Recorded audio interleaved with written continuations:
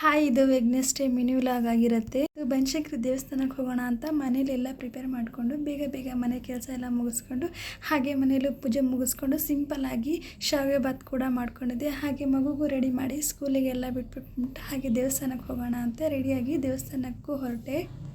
ಇವತ್ತು ದೇವಸ್ಥಾನದಲ್ಲಿ ಅಷ್ಟೊಂದೇನು ರಶ್ ಇರಲಿಲ್ಲ ಅನ್ನಿಸ್ತು. ಸೊ ಹಾಗಾಗಿ ನಾನು ತಟ್ಟೆ ಎಲ್ಲ ರೆಡಿ ಮಾಡ್ಕೊಂಬಿಡೋಣ ಅಂತ ನಾನು ಹೂವೆಲ್ಲ ಬಿಡಿಸ್ಕೊಂಡು ತಟ್ಟೆಗೆ ಹಾಕ್ಕೊಂಡು ಅದ್ರ ಮೇಲೆ ನಿಂಬೆಹಣ್ಣೆಲ್ಲ ತೊಗೊಂಡು ಉಲ್ಟಾ ಮಾಡಿ ಹಾಗೆ ಅದನ್ನೆಲ್ಲ ನೀಟಾಗಿ ಫೋಲ್ಡ್ ಮಾಡಿ ರೆಡಿ ಮಾಡ್ಕೊಂಡಿದ್ದೀನಿ. ಸೊ ನೋಡಿ ಎಷ್ಟು ಚೆನ್ನಾಗಿ ಮಾಡ್ಕೊಂಡಿದ್ದೀನಿ ಅಂತ. ಸೊ ನಾನು ಪ್ರತಿ ಸಲ ಬಂದಾಗಲೂ 9 ದೀಪ ಹಚ್ಚಿದ್ದೀನಿ. ಏನಾದರೂ ಹರಕೆ ಹೊತ್ಕೊಂಡಿದ್ರೆ 11, ಇಲ್ಲ ಅಂತಂದರೆ ಇನ್ನೂ ಏನಾದರೂ ಜಾಸ್ತಿ ಹರಕೆ ಹೊತ್ಕೊಂಡಿದ್ರೆ 18 ಆದರೆ ಅಷ್ಟೇ ನಾನು ಮಾಡಿರೋದು. ಸೊ ನಾನು ಪ್ರತಿ ಸಲನೂ 9 ಮಾಡ್ಕೊಂಡು ಹೋಗ್ತೀನಿ.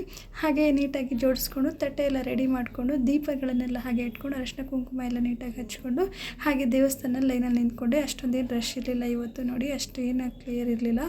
ಸೊ ಹಾಗೆ ಪೂಜೆ ಎಲ್ಲ ಮುಗಿಸ್ಕೊಂಡು ಹಾಗೆ ಸೀದಾ ಮನೆಗೆ ಹೊರಟೆ. ಅಲ್ಲಿಂದ ಬರಬೇಕಾದ್ರೆ ನಾನು ನೇರಳೆ ಹಣ್ಣು ಕೂಡ ತೊಗೊಂಬಂದಿದ್ದೆ. ನನಗಂತೂ ತುಂಬಾ ಇಷ್ಟ ನೇರಳೆ ಹಣ್ಣು. 1/4 kg 50 ರೂಪೀಸ್ಗೇನೋ ಮಾರ್ತಿದ್ರು. ನಾನು ಸ್ವಲ್ಪ ತೊಗೊಂಬಂದಿದ್ದೆ. ಹಾಗೆ ಮನೆಗೆ ಬಂದು ಸ್ವಲ್ಪ ಹೊತ್ತು ರೆಸ್ಟ್ ಮಾಡಿ ಹಾಗೆ ಸ್ವಲ್ಪ ಹೊತ್ತು ರೀಲ್ಸ್ ಮಾಡಿದೆ. ಸೊ ಅಲ್ಲಿಂದ ನೈಟ್ ಊಟಕ್ಕೆ ನಾನು ಚಪಾತಿ ಮತ್ತು ಸೊಪ್ಪಿನ ಪಲ್ಯ ಮಾಡ್ಕೊಂಡಿದ್ದೆ. ಸೊ ನಾಳೆ ನೆಕ್ಸ್ಟ್ ವಿಡಿಯೋದಲ್ಲಿ ಸಿಗ್ತೀನಿ.